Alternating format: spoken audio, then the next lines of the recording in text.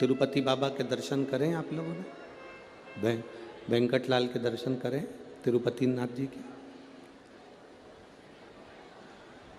धक्के खाते खाते खाते खाते लोग धर्म के धक्के में लगते हैं, चाहे पैसे की लाइन में लगते हैं, लगते लगते लोग वेंकटेश भगवान के सामने तिरुमाला में पहुंचते। अब वेंकटेश भगवान के सामने जब पहुंचते हैं, इतना सोना, हीरा, रतन, आभूषण इतने रहते हैं, और पीछे से धक्का लगाने वाले ऐसे रहते हैं कि आपको धक्का लगा के बाहर निकाल देते हैं। जो पहली बार गया होता है उसको ठीक से दर्शन भी नहीं हो पाते। बोलो सही है कि गलत है? सही से दर्शन नहीं हो पाते। धक्का लगा, बाहर निकल गए। बाद में जाकर पछतावा हुआ कि मैं इतनी दूर आया, 1000 रुपये का टिकट करवाया, और 1000 का टिकट करवाने के बाद भी मुझे सही से दर्शन नहीं हुए, तो क्या मैं केवल होटल में सोने के लिए, खाने के लिए आया? जैसे वेंकटेश भगवान का, तिरुपति जी का, श्री जी बाबा नाथद्वारे वाले का, मेरे बिहारी जी का दर्शन करने के लिए गर्दी बहुत होती है। लोग बोलेंगे भी बहुत, चिल्लाएंगे भी बहुत, धक्का भी मारेंगे, पर उस बीच में आपको वेंकटेश भगवान के मुखाग्रविंद का दर्शन कर कर अपनी जिंदगी को सिद्ध करना होता है। उसी तरह 5वें दिन की कथा में अड़चने भी आएंगी, कुछ लोग आसपास में बैठकर बोलते भी रहेंगे, पर आपके दिल को आपको बाबा से लगाना पड़ेगा, आपके मन को बाबा से लगाना पड़ेगा। आपको एक बात मालूम है, व्रत करते हो ना, तो उस व्रत में गुस्सा कौन दिलाता है? उस व्रत में मुख से गाली कौन निकलवाता है? तुम्हारे व्रत को तोड़ने का प्रयास कौन करता है? तुम्हारे व्रत को खंडित करने का प्रयास कौन करता है? जिस देवता का तुम व्रत करते हो वही देवता आपके व्रत को पूरा नहीं होने देता। कारण, अगर व्रत पूरा हो गया तो देवता को प्रकट होना पड़ेगा, और प्रकट होकर उसको वर देना पड़ेगा। इसलिए देवता कहते हैं कि इसके व्रत में थोड़ी सी खलबली कर दो।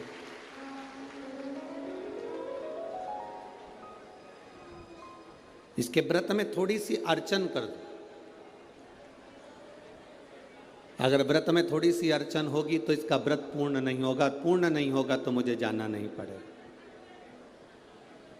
मेरे बाबा का ये पावन शिव महापुराण की कथा कहती है कि 5वें दिन की जो कथा होती है या 7वें दिन की जो कथा होती है,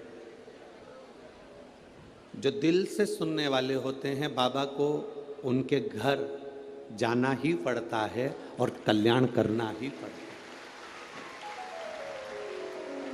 अब ये तो हृदय लगाने वाले के ऊपर है कि जो दिल लगाकर सुना है, मन से, स्नेह से, भाव से श्रवण किया, उसको मिला। शिव कथा कहती है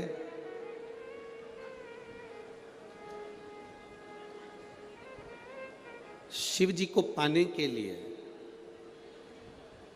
मेरे बाबा को अपना बनाने के लिए, भगवान शंकर को प्राप्त करने के लिए तुम्हें बहुत सारा तप नहीं करना, तुम्हें बहुत सारी साधना नहीं करना।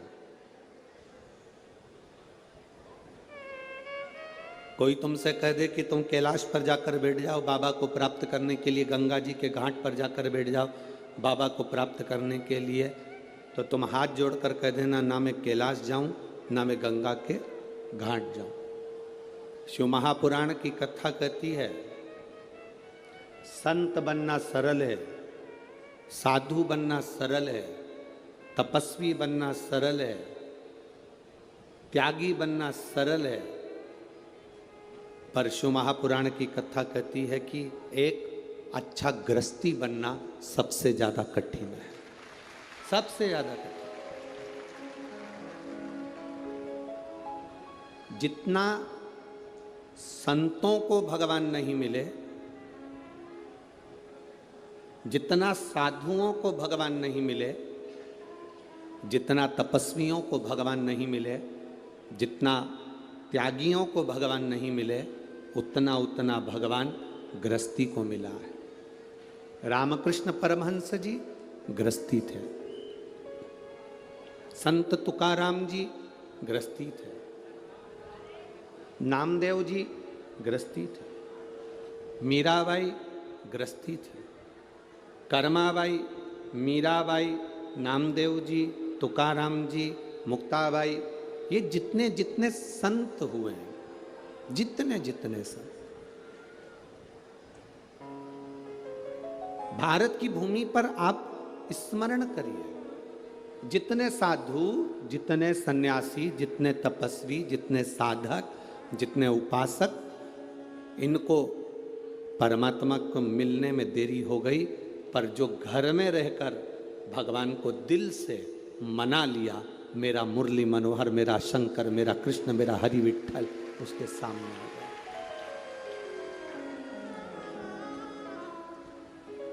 संत तुकाराम जी की धर्म पत्नी कितना क्लेश करती थी, फिर भी शिव जी की, ठाकुर जी की भक्ति तुकाराम जी करते थे।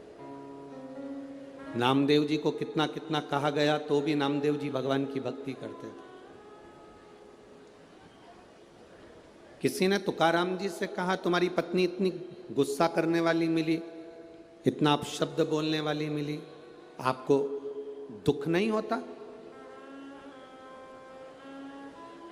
आपकी पत्नी इतना क्रोध करने वाली मिली, आपको दुख नहीं होता?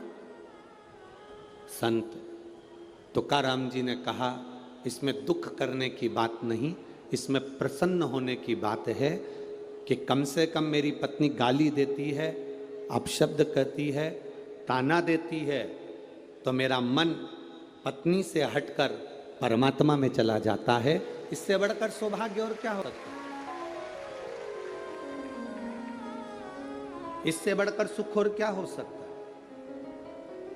शिव महापुराण की कथा कहती है, जब कोई ताना देता है, जब कोई अपशब्द कहता है, जब कोई गाली देता है, जब कोई आड़े टेढ़े शब्दों से संबोधित करता है, जब कोई हमको अपशब्द कहता है, गाली देता है, ताने देता है, उस समय पर हमारा दिल, हमारा हृदय, हमारा चित्त, हमारा मन उधर से हटकर परमात्मा की ओर चला जाता है, भगवान को प्राप्त करने की ओर चला जाता है।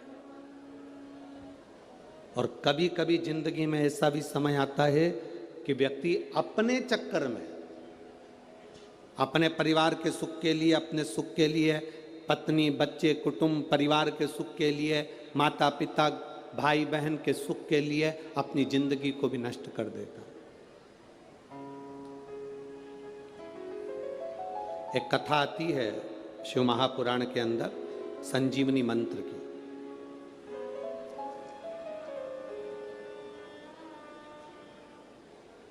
संजीवनी मंत्र क्या? किसी के कान में अगर बोल दिया जाए तो वो मरता हुआ भी, मरा हुआ भी जीवित हो सकता है। वो संजीवनी मंत्र महादेव के पास में है। वो किसी देवता के पास में नहीं, केवल एक देवाधिदेव महादेव के पास वो मंत्र है कि महादेव मरे हुए के कान में भी मंत्र बोल दें तो वो जीवित हो जाता है। आज भी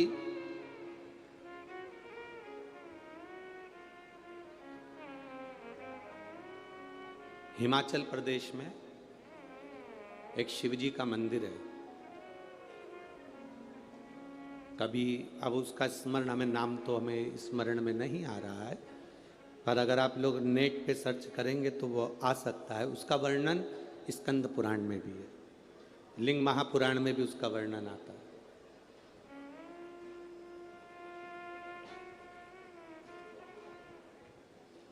उसका वर्णन आता है लिंग पुराण के अंदर, उसका वर्णन आता है स्कंद पुराण के अंदर।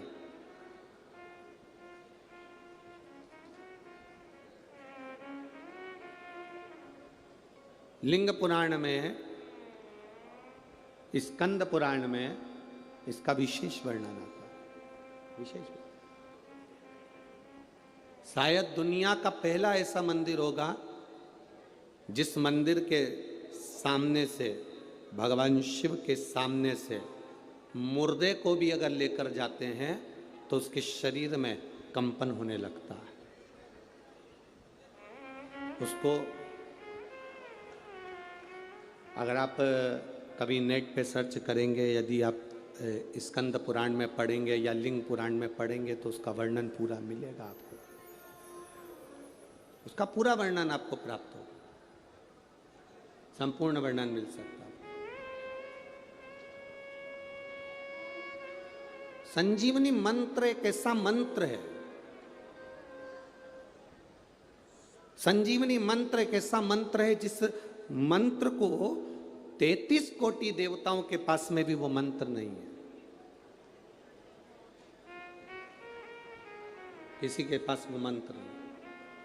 वो मंत्र अगर है तो केवल मेरे देव अधिदेव महादेव के पास है, उसके सिवाय किसी के पास वो मंत्र नहीं। इसीलिए हमारे यहाँ बार बार कहा जाता है, अकाल मृत्यु वो मरे जो काम करे चंडाल का, और काल उसका क्या बिगाड़े जो भक्त हो महा। जो शिव की आराधना करने वाला होता है, जो शंकर की भक्ति में डूबने वाला होता है, जो शिव तत्व को प्राप्त करने वाला होता है, जो शंकर के गुणगान में डूबा हुआ होता है, उसके सम्मुख में काल नहीं आ पाता। शंभु शरणे पड़े मांगू घड़ी रे घड़ी, दुख काटो दया करी ने दर्शन आपो।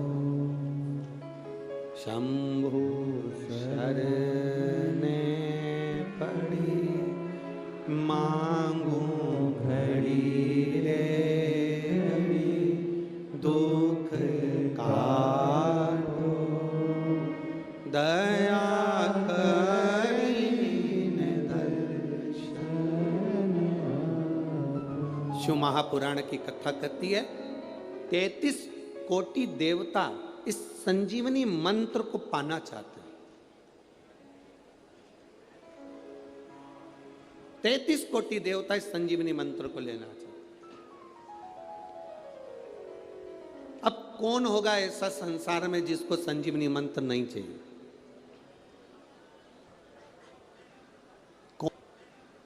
कौन होगा ऐसा? देखिए, शिव महापुराण का पंचाक्षर मंत्र नमः शिवाय, षडाक्षर मंत्र ओम नमः शिवाय, शिव महापुराण का श्री शिवाय नमस्तुभ्यम, शिव महापुराण का महामृत्युंजय मंत्र,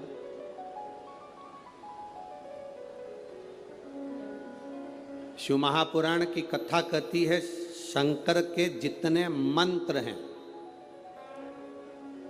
शिव के जितने मंत्र हैं,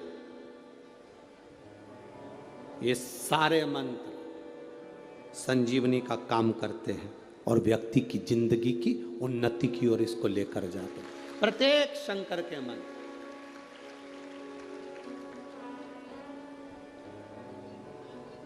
शिव का एक भी मंत्र कमजोर नहीं है, शंकर का एक भी मंत्र खाली नहीं जाता। आप अगर श्री शिवाय नमस्तुभ्याम का जाप कर रहे हो, प्रतिदिन आपके मुख से 11 बार 21 बार श्री शिवाय नमस्तुभ्यम मंत्र निकल रहा है, भले काम करते करते निकले। शास्त्र कहता है 1 वर्ष 11 दिन जिसके मुख से 11 बार प्रतिदिन श्री शिवाय नमस्तुभ्यम मंत्र का जाप निकलता है, वो मंत्र सिद्ध हो जाता है और उस मंत्र से वो अपने जीवन को सुखी कर सकता है। 1 वर्ष 11 दिन इस मंत्र के उच्चारण से, और कितनी बार बोलना है, जम के बोलो जरा, मंत्र कोई भी हो उसका उच्चारण, उसका स्मरण करते करते वो सिद्ध हो जाता है। मंत्र सिद्ध करने के लिए आपको कहीं पहाड़ पर जाने की जरूरत नहीं है। मंत्र को सिद्ध करने के लिए आपको किसी नदी के तट पर जाने की जरूरत नहीं है। मंत्र को सिद्ध करने के लिए केवल निर्मल मन सो मोहि पावा, मोहि छल छिद्र कपट ना भावा। निर्मल मन से, निर्मल चित्त से, निर्मल हृदय से, शुद्ध भाव से आप जब परमात्मा को पुकारोगे, परमात्मा आपके सामने होगा।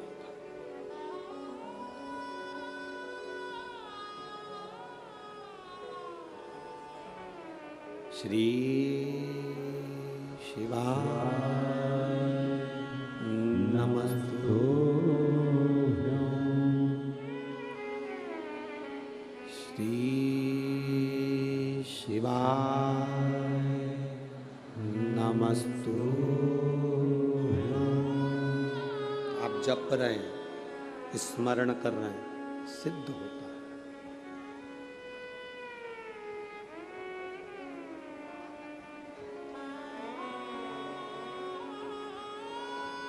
एक कथा के पंडाल में 5 लाख लोग आते हैं कथा सुनने के। कितने लोग? 5 लाख। एक पंडाल की कैपेसिटी देखी जाती है, दूसरे पंडाल की कैपेसिटी देखी जाती है, तीसरे पंडाल की देखी जाती है। टेंट होन लगे हैं चारों तरफ, उनकी देखी जाती है। और उसके बाद जो दुकानों पर बैठे हैं, रोड पर बैठे हैं, ये धूप में बैठे हैं, गाड़ियों पर बैठे हैं, इन सब की, बिल्डिंगों पर बैठे हुए हैं, इन सब की कैपेसिटी अगर इनको गिना जाए तो 5-6 लाख लोग प्रतिदिन शिव महापुराण की कथा सुनने आते हैं। प्रतिदिन।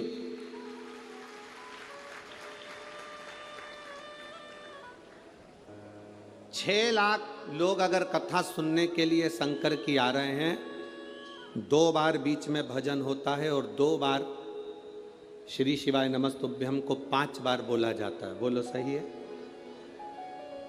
अब 1 बार भजन होने के बाद जब हम स्तुति करते हैं, 5 बार श्री शिवाय नमस्तुभ्यम बोलते हैं, 6 लाख लोग एक साथ 5 बार अगर मंत्र बोलेंगे तो कितना हो गया?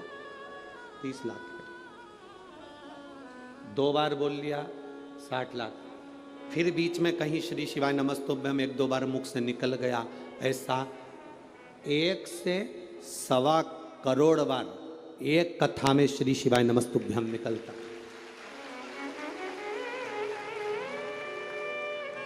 शरीर में 3.5 करोड़ रोम हैं हमारे। ये पूरे शरीर में 3.5 करोड़ रोम छिद्र हैं। और हमारा शास्त्र कहता है 3.5 करोड़ रोम छिद्र। शास्त्र कहता है महीने में, 15 दिन में, 20 दिन में, 1 महीने में, 5 दिन में, 7 दिन में, 8 दिन में अगर 3.5 करोड़ बार भगवान का नाम मुख से निकल जाता है, या हम जहाँ बैठते हैं उस स्थान पर 3.5 करोड़ बार भगवान के नाम का उच्चारण हो जाता है, तो भगवान को वहाँ बैठे हुए जीव का कल्याण करना ही पड़ता है। अब लोग कहते हैं गुरुजी आखिर शिव महापुराण में आने वाले का कल्याण क्यों होता है? शिव महापुराण दूर दूर बैठ के लोग सुनते हैं, उसका फल क्या मिलता है? शिव महापुराण के इस पंडाल में पहुंचने पर जो धूल उड़ती है उसका प्रमाण क्या है? शिव महापुराण की कथा सुनकर लोग रच को अपने शरीर में लगाते हैं, उसका प्रमाण क्या है? उसका प्रमाण केवल यही है कि 3.5 करोड़ बार आप और हम सब मिलकर 5 दिन में, 7 दिन में, 8 दिन में इस कथा के अंदर भगवान को बोलते हैं, तो वो देव अधिदेव महादेव अपने को आकर आशीर्वाद प्रदान करता ही है। ये निश्चितता।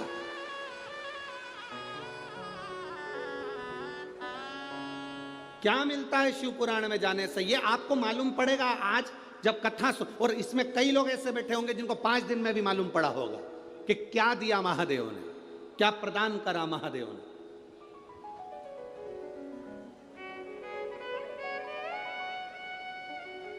ये उसके भीतर का बल।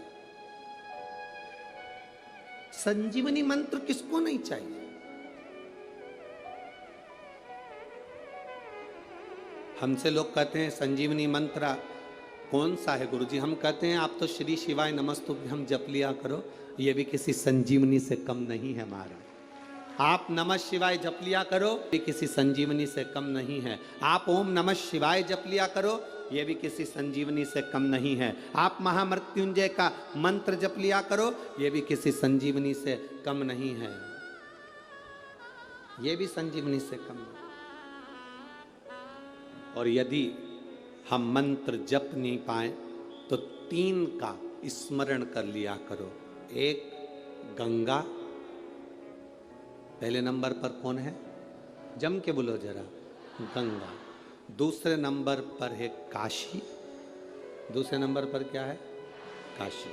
और तीसरे नंबर पर है विश्वनाथ, काशी के विश्वनाथ। ये 3 का जिह्वा पर अगर नाम आ जाता है, ये 3 का स्मरण हमारे जीवन में हो जाता है, तो हमको इस मृत्यु लोक में कष्ट नहीं भोगना पड़ता और बार बार जन्म नहीं लेना पड़ता।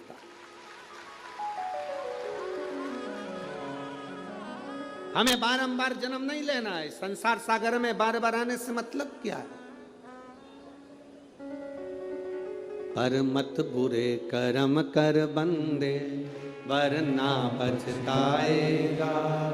भगवान की आंखों से तू बच नहीं पाएगा, तू बच नहीं पाएगा।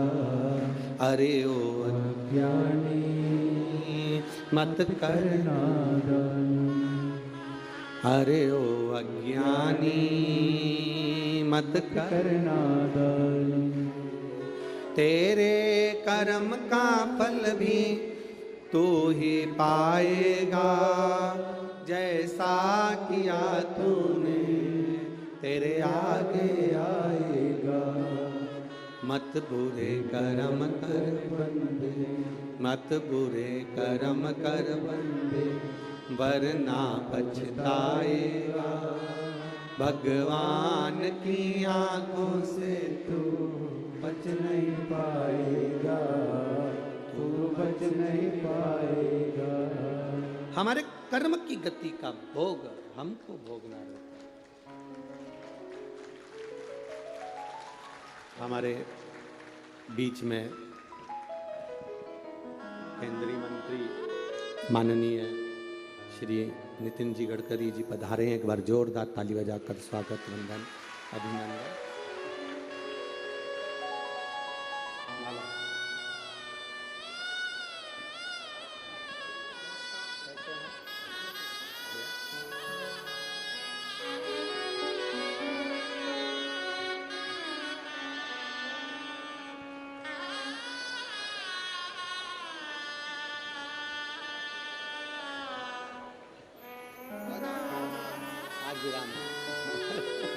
जय जय श्री राधे।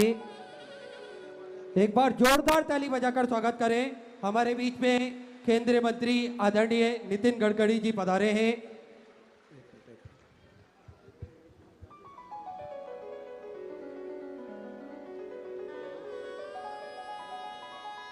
दो शब्द बोलेंगे?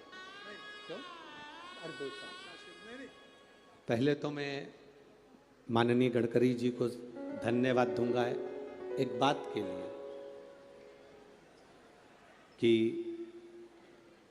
इन्होंने पूरे भारत की रोडों को बनाया और उससे बड़ा एक काम किया है। हमें कैलाश बाबा के दर्शन करने के लिए, कैलाश पर्वत का दर्शन करने के लिए, महादेव का दर्शन करने के लिए दूसरे देशों से जाना पड़ता था। चीन से, नेपाल से जाना पड़ता था। पर माननीय ने सबसे बड़ा काम करा कि भारत से ही सीधे कैलाश मानसरोवर की यात्रा का रोड तैयार किया।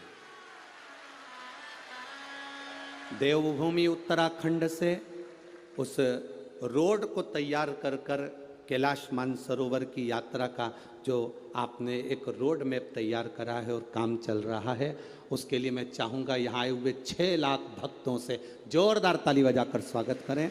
और आस्था चैनल पर, फेसबुक, यूट्यूब पर जितने भी भक्त इस कथा को सुन रहे हैं उनसे भी कहूँगा दिल से एक बार जोरदार ताली बजाकर स्वागत, जिससे हमारे बाबा का दर्शन, देवाधिदेव महादेव का दर्शन हमें इस भारत की भूमि से सीधे बाबा के पास हम पहुंच सकें रोड के माध्यम से। मैं चाहूँगा माननीय गडकरी जी से कि 2 शब्द यहाँ आए हुए भक्तों के लिए 2 शब्द। माइक दो बेटा, यहीं से बोलो।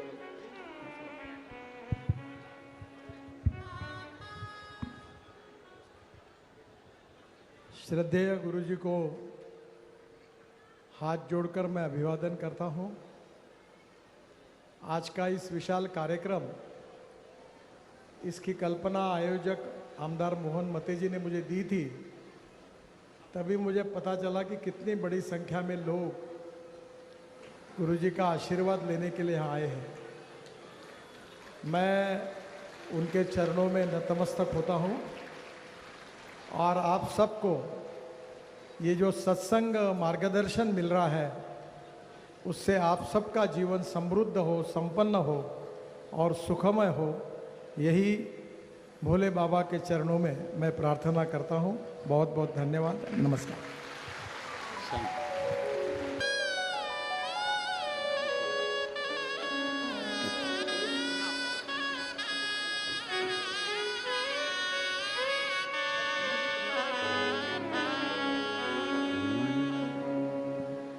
श्री शिवाय नमस्तु, श्री शिवाय नमस्तु, श्री शिवाय नमस्तु, श्री शिवाय नमस्तु, श्री शिवाय नमस्तु, श्री शिवाय नमस्तु। तो मंत्र की प्रबलता हम जान रहे हैं। 3.5 करोड़ रोम छिद्र इस मनुष्य की देह पर, 21,600 श्वास प्रतिदिन हमारे शरीर से निकलती है। कितनी श्वासें निकल रही हैं? जम के बोलो। 21,600 श्वास प्रतिदिन निकल रही है, प्रतिदिन। और 21,600 श्वास प्रतिदिन निकल रही है। 3.5 करोड़ रोम छिद्र या मानव की देह पर हैं। आपने एक प्रसंग श्रवण किया होगा भगवान कृष्ण का, कि मेरे लाडले भगवान कृष्ण द्रौपदी के लिए दौड़ दौड़ कर चले जाते थे। द्रौपदी पुकारती और भगवान कृष्ण दौड़ कर पहुंच जाते। इस बात से सत्यभामा जी को अच्छा नहीं लगा। सत्यभामा जी ने रुक्मणी जी से कहा, जी मुझे एक बात समझ में नहीं आती कि भगवान कृष्ण हमारे स्वामी, ये द्रौपदी बुलाती है और हमारे स्वामी भागकर चले जाते।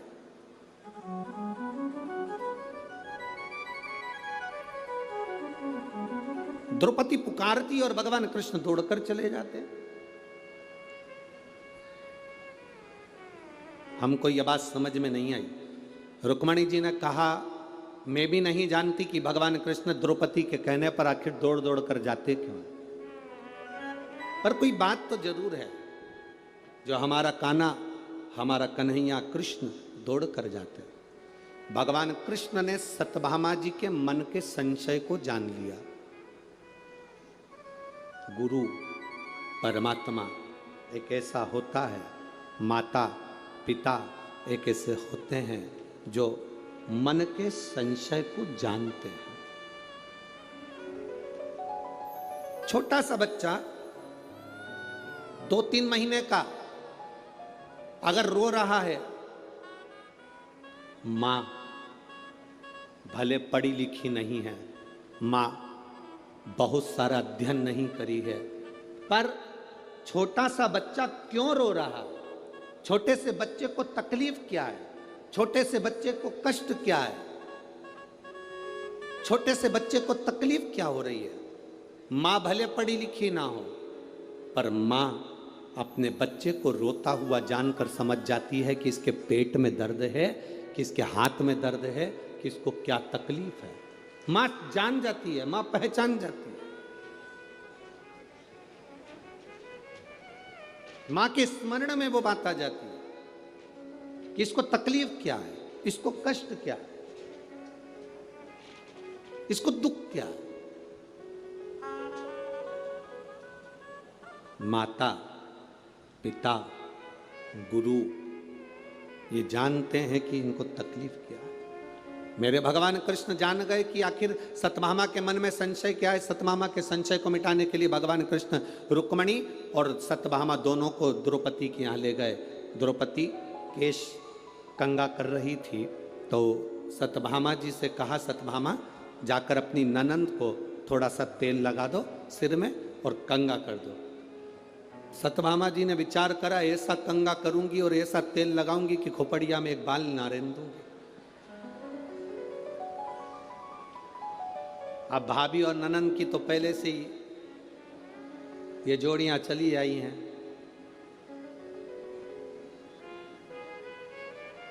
ननंद बोलती है तो भाभी नहीं टिकती और भाभी बोलती है तो ननंद नहीं टिकती है। अब पर कहीं कहीं ऐसा भी होता है कि ननंद और भाभी की इतना प्रेम होता है, इतना प्रेम होता है कि एक दूसरे के बिना रह नहीं पाते। कई जगह ऐसी भी है जहां पर इनका आत्मीय प्रेम बड़ा प्रबल है। सत्यभामा जी ने द्रौपदी के सिर पर तेल लगाना प्रारंभ करा, बाल खींचा, तोड़ा। जैसे ही तोड़ा उसमें से आवाज आई, हे कृष्ण।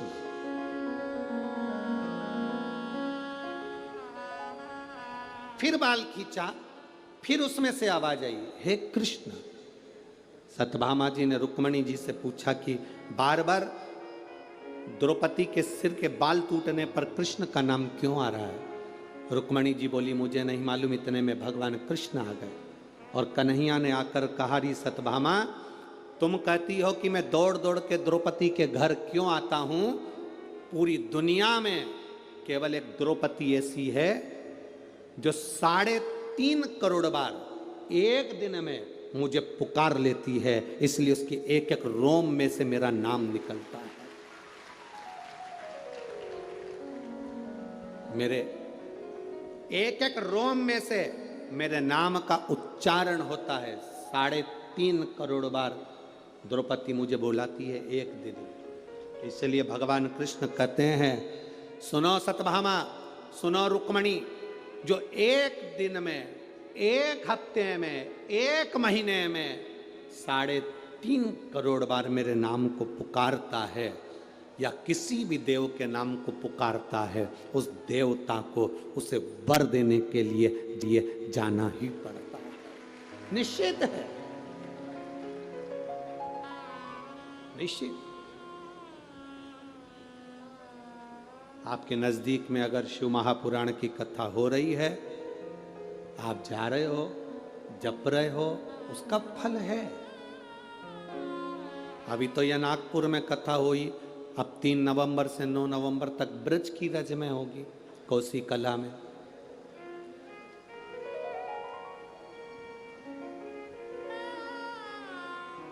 अब तीर्थ में बैठकर, ब्रज की रज में बैठकर 3.5 करोड़ बार भगवान के नाम को पुकारना, तो फिर केवल अकेले शंकर का दर्शन नहीं, ब्रज की रज में फिर मेरे ठाकुर का भी तो दर्शन हमको प्राप्त होगा।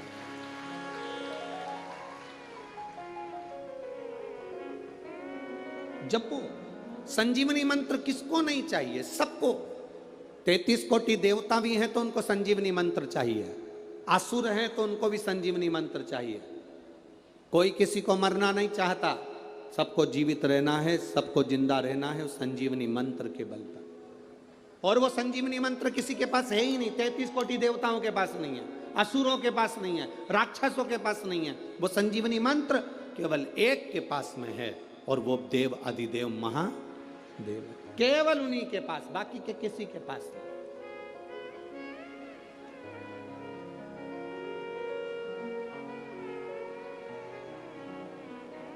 कई बार लोग कहते हैं गुरुजी शिव महापुराण क्या है? पीछे पड़ गए उस संजीवनी मंत्र को पाने के लिए।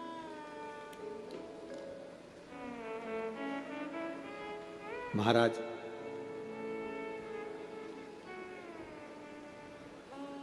अब मंत्र मिलेगा किसको? इंद्र भी तप कर रहे हैं, इंद्र भी साधना कर रहे हैं, और दैत्यों के गुरु शुक्राचार्य बाबा भी साधना कर रहे हैं। दोनों तप करने में लगे। एक राजा तप करने बैठता है तो उसको पूरा ठाठ चाहिए होता है। कल कथा में कहा था, पशुपति नाथ का व्रत भी करना तो अपने पूजन की थाली खुद लगाना। कितनी सुंदर बात कही है शिव महापुराण के अंदर, जरा ध्यान दीजिएगा। लड़की कुंवारी है तब तक अपने पिता की धन, पिता की दौलत से पशुपतिनाथ का व्रत उस पिता के पैसे से मंगाई हुई वस्तु से कर सकती है। बेटी की शादी हो जाए, विवाह हो गया, अगर वो खुद कमा रही है तो अपने पैसे से करे, और नहीं अगर शादी हो गई तो जो उसका पति कमाता है या उसके ससुराल वाले जो धन दें उससे पशुपति व्रत करे। मायके के धन से शादी होने के बाद पशुपतिनाथ का व्रत की मूलता नहीं है। कई लड़कियां, कई बेटियां कहती हैं मेरे ससुराल वाले मानते नहीं है, इसलिए मम्मी मैं आपके यहाँ के पशुपति व्रत कर लूंगी, मम्मी मैं आपके यहाँ कर लूंगी। विवाह होने के बाद गोत्र बदल गया, तू दान में चली गई, तेरा कन्या दान हो गया। दान होने के बाद इस घर का केवल जो हाथ से दिया जाए वो तेरा है। दान होने के राजा अमरीश के चरित्र का स्मरण करिएगा। एक राजा गाय का दान दे देता है, गाय घूमते घूमते खूंटे से छूटकर ब्राह्मण के यहां से वापिस राजा के नगर में आ जाती है। नगर में से राजा की गौशाला में चली जाती है। गौशाला में दूध निकालने वाले ने दूध निकाला, वो दूध निकला हुआ राजा के कक्ष में खीर बन जाती है। खीर भगवान को भोग लग जाती है। भोग लगकर वो प्रसाद राजा खा लेता है, राजा को नरक भोगना पड़ता है। दान करी हुई गाय का तूने दूध का प्रयोग करा, इसलिए तुझे भोगना पड़ेगा।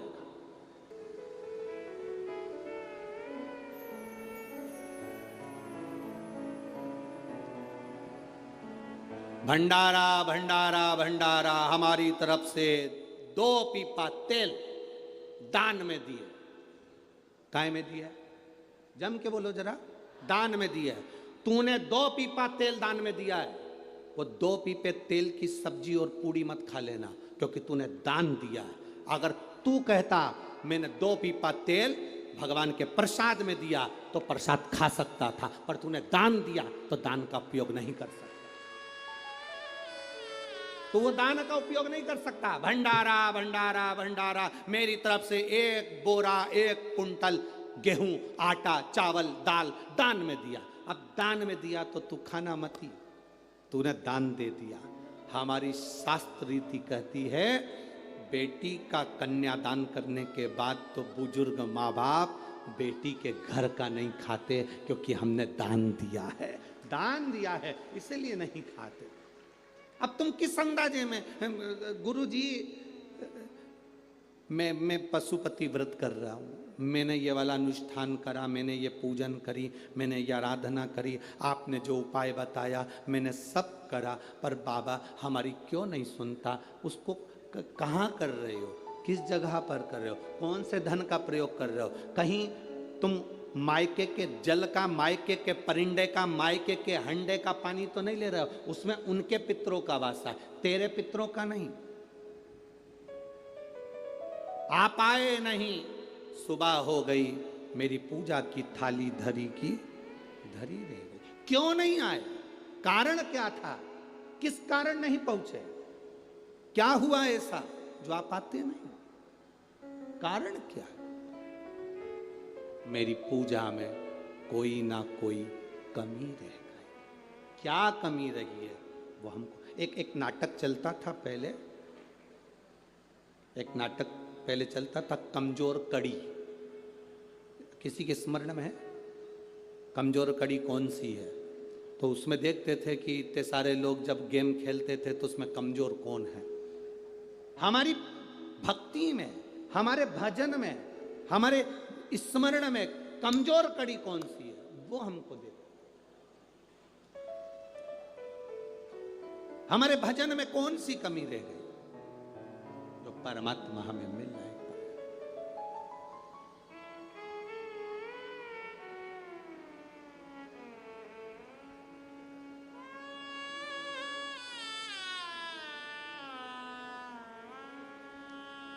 तुम कहो तो मेरे भोले,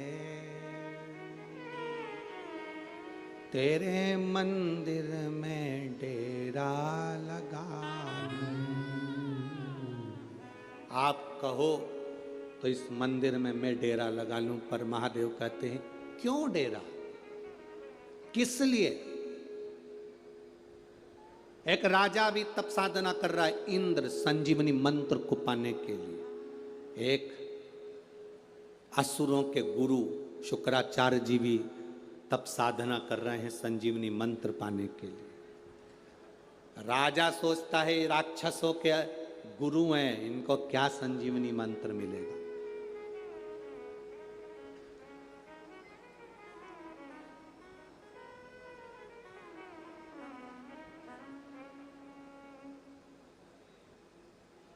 बहुत सारे ऐसे भी होंगे बहुत दूर बैठे हैं तपती हुई धूप में, अपने अपने सिर पे कपड़ा रख रख के बैठे हैं। तपती हुई धूप में अपने अपने सिर पर कपड़ा रख कर बैठे हैं। और बहुत सारे ऐसे होंगे, नागपुर में कथा हुई, अपने पास में हुई, तो भी बहुत ट्रैफिक जाम हो जाता है, बहुत ट्रैफिक जाम हो जाता है, बहुत भीड़ हो जाती है। निकलने में 5 बजे कथा छूटती है तो हम रात्रि को 7-8 बजे घर पहुंचते हैं। इतना समय लग जाता है, पर अंदाजा लगाना ये समय तूने किसी दूसरे को नहीं दिया, ये समय सारा की सारा महादेव को दिया। महादेव, जब व्यक्ति वेंटिलेटर पर पड़ा होता है, आईसीयू में पड़ा होता है, उस समय पर मरने वाले के लिए कोई नहीं कहता भगवान इसको 1 करोड़ रुपए दे दो, भगवान इसको 1 लाख रुपए दे दो। जो भी कहता है भगवान से कामना करता है थोड़ी इसकी उम्र बढ़ा दो भगवान, थोड़ा सा समय और दे दो भगवान, थोड़ा सा समय और दे दो भगवान, थोड़ा सा समय और दे दो। बच्चे छोटे हैं, बच्चों के ब्याह नहीं हुए, काम धंधा पड़ा है, भगवान थोड़ा सा। डॉक्टर कह रहा है अंतिम समय आ गया, घर के लोग भगवान से करे इसका समय बढ़ा दो। मरने वाले को धन के लिए नहीं कहा जाता, उसके समय बढ़ाने को कहा जाता है। तो महादेव भी कह देते सुन यमराज, इसने मेरी कथा में समय दिया था, जितने कदम चलकर मेरी कथा में पहुंची थी, जितने ट्रैफिक में फंसकर समय समय निकलता गया, 4 घंटे 3 घंटे ये फंसी रही मेरे लिए, इसलिए इसको भी तू समय उतना दे दे जो समय इसने मुझे दिया था। बड़ा इसका समय।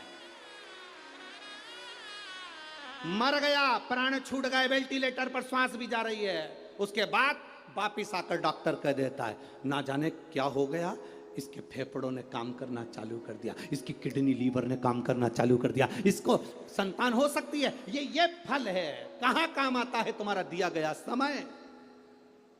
कहां काम आएगा ये तुम्हें मालूम पड़ेगा। इस व्यासपीठ ने देखा है, नागपुर वालों ने देखा कि नहीं देखा हमको नहीं मालूम, पर इस व्यासपीठ ने देखा है। इस कथा में जिन डॉक्टरों की ड्यूटी लगती है, जिन पुलिस वालों की ड्यूटी लगती है, जिन की ड्यूटी इस कथा के पंडाल में लगती है, चाहे वो स्वीपर हो, नगर निगम वाले हों, नगर पालिका वाले हों, पुलिस प्रशासन वाले हों, डॉक्टर हों, जो भी इस कथा में ड्यूटी देता है, वो अपनी जिंदगी में समझ लेना कि तुमने आज तक जो ड्यूटी दी वो किसी नेता के नहीं दी है, मेरे बाबा के यहाँ जो ड्यूटी दी उसका फल क्या मिलेगा ये आप जानते हैं। जिस जिस जगह पर कथा कर कर आते हैं और जिन जिन पुलिस वालों की वहां वहां ड्यूटी लगी होती है, उनसे एक बार फोन लगाकर जरूर पूछना कि तूने 5 दिन ड्यूटी दी थी, कभी रात को कभी दिन में दी थी, तुझे शिव महापुराण में ड्यूटी देने का फल क्या मिला है? छत्तीसगढ़ में, पुणे में, मालेगांव में, औरंगाबाद में वहाँ की पुलिस अलग से ऑफिसरों से कहकर कथा के पंडाल में ड्यूटी लगवाती है कि हमारी ड्यूटी लगा देना जहां शिव पुराण की कथा हो रही। कुछ तो मिला है। क्या प्राप्त होता है ऐसा? क्या मिल जाता है ऐसा? क्या देते हैं बाबा ऐसा? वो जानते। कोई अपने घर से नहीं छूट पाया, कोई अपने दरवाजे से नहीं छूट पाया, कोई आसन बिछाकर 5 दिन तक पड़ा रहा कथा को सुनने के लिए, कोई 2 बजे कथा चालू होना थी तो डेंटिंग पेंटिंग करके आराम से 2 सवा 2 बजे आ रहे और आकर दबाव बना रहे, हमें जान दो अंदर, जान दो अंदर, जान दो अंदर।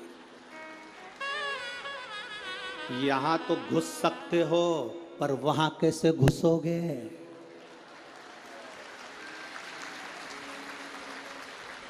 यहां तो घुस सकते हो, वहां कैसे घुसोगे?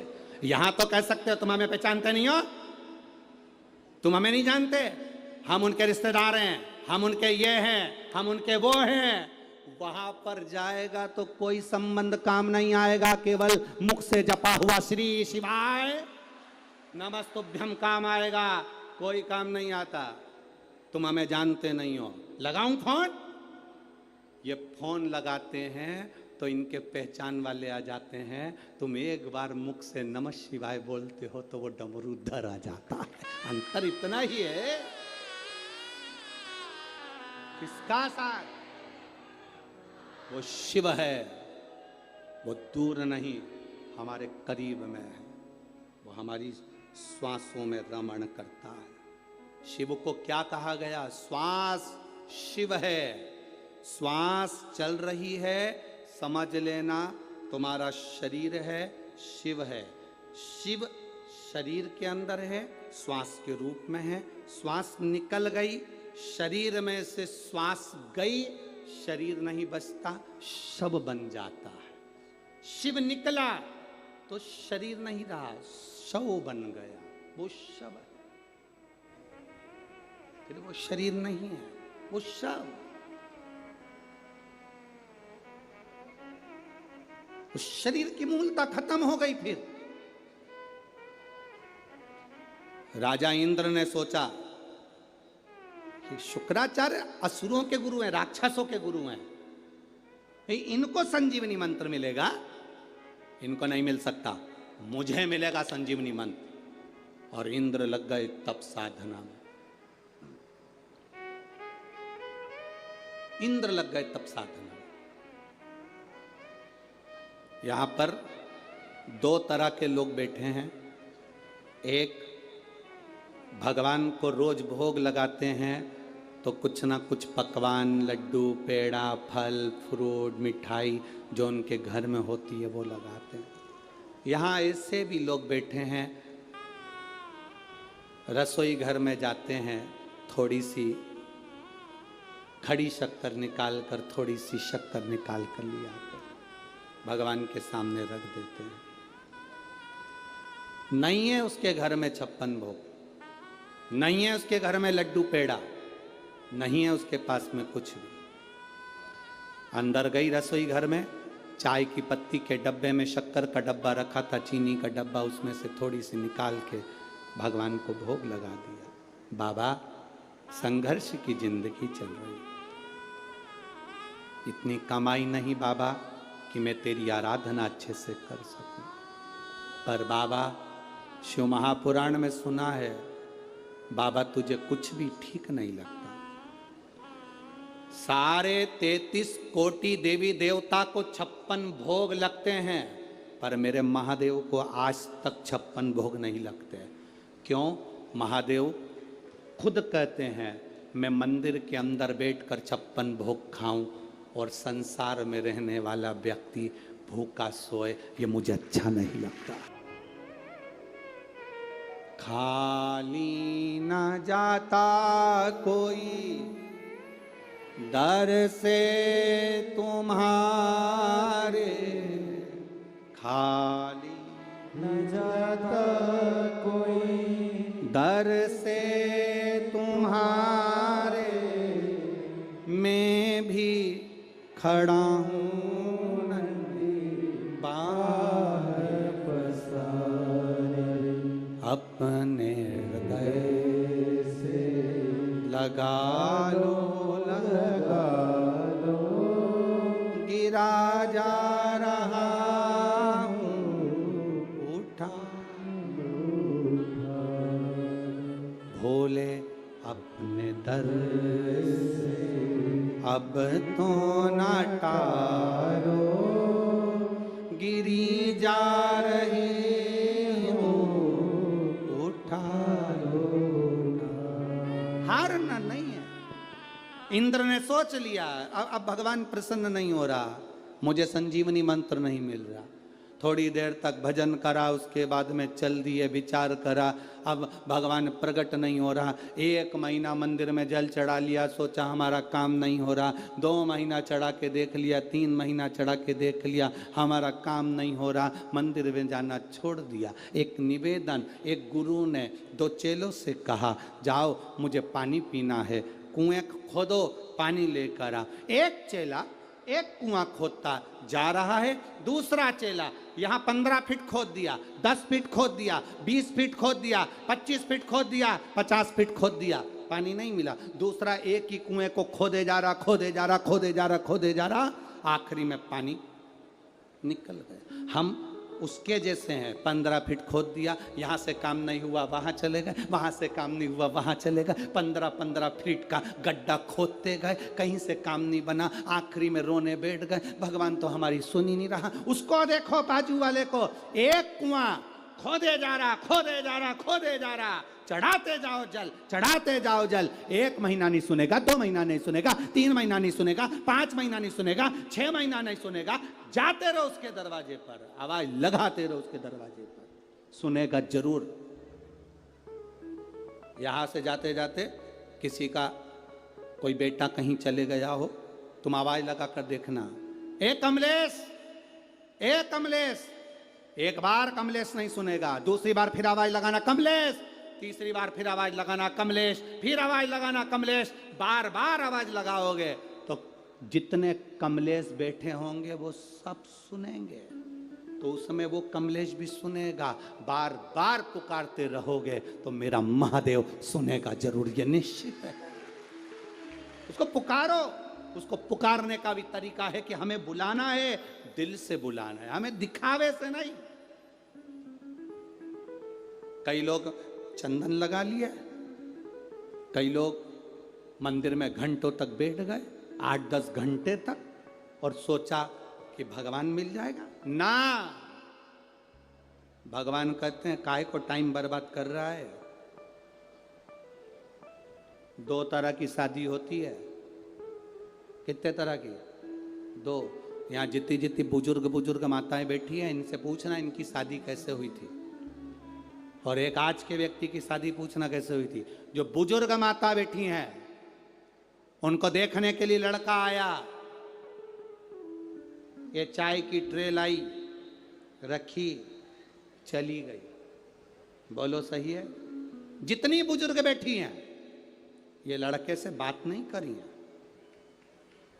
ये लड़के के पास में बैठी नहीं, बात नहीं करी, केवल ट्रे रखी, निगाह उठाकर देखा, लड़के ने लड़की को, लड़की ने लड़के को, और शादी पक्की हो गई। वो शादी आज तक निभ रही है। एक शादी आज होती है, लड़की को लड़का दिखाओ, लड़के को लड़की दिखाओ, दोनों बैठ के बात भी करेंगे, फिर होटल में भी मिलेंगे, उसके बाद में वो क्या बोलते, प्री वेडिंग, हाँ तुम समझ गए ना, बस उसके बाद में दोनों घूमने जाएंगे, ढेर सारे ऐसे कैमरे लगे रहेंगे, उससे फोटो खींचते रहेंगे अलग अलग डिजाइन के। उसके बाद दोनों होटल मिलेंगे, रात को 3-3 बजे तक मोबाइल पे लगे रहेंगे।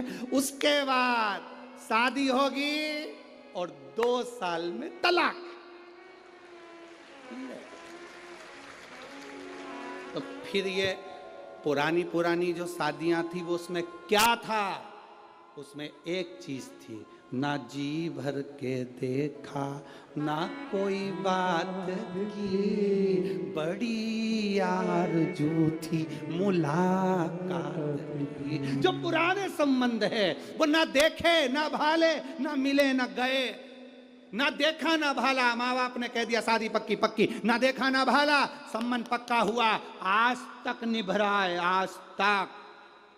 और एक आज का संबंध 2-2, 3-3 घंटे तक मिले, होटल में बात करी, मोबाइल पे बात करी, सब कुछ हुआ और मालूम पड़े।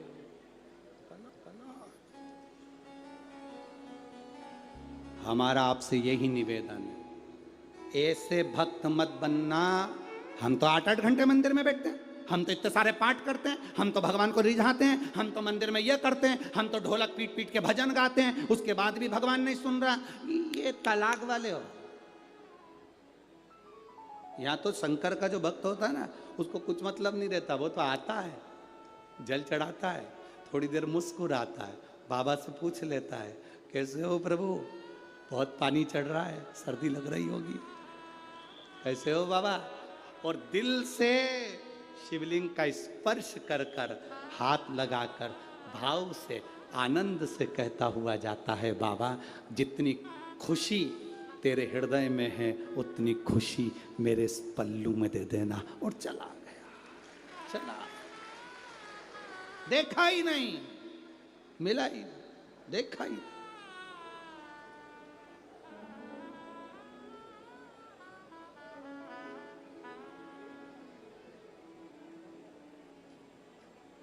पहचाना ही नहीं महाराज।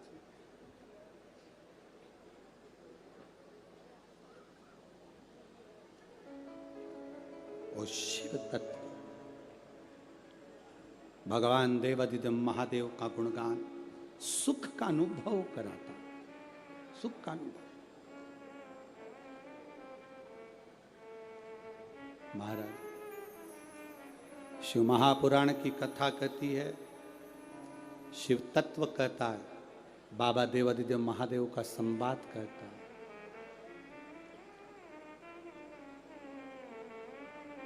जब जाओ तब उसको निमंत्रण देकर आओ, जैसे हरे हरि ओम में ओम समाया है, मेरा नगर में आया है। हरि ओम में ओम समाया है, मेरा भोला नगर में आया है, मेरा भोला नगर में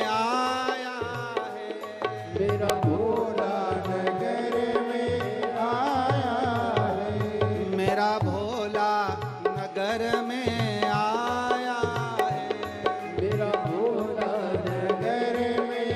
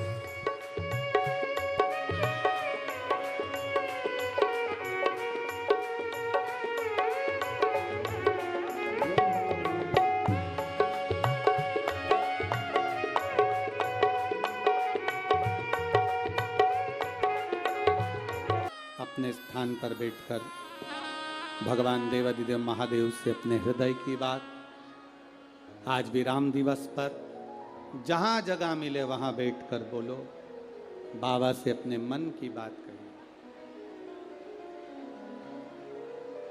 आज कथा का विराम दिवस भी है, पवित्र नवरात्रे चल रहे हैं। शिव और शक्ति दोनों के ही आनंद में यह पवित्र शिव महापुराण की कथा श्री मोहन गोपाल राव जी मते आमदार जी द्वारा चल रही है। बड़े भाव से दिल से बाबा से प्रार्थना करेंगे। कार्यकर्ता भी जहां जगह मिले वहां बैठकर भाव से कहिए, दिल से बाबा से प्रार्थना करें।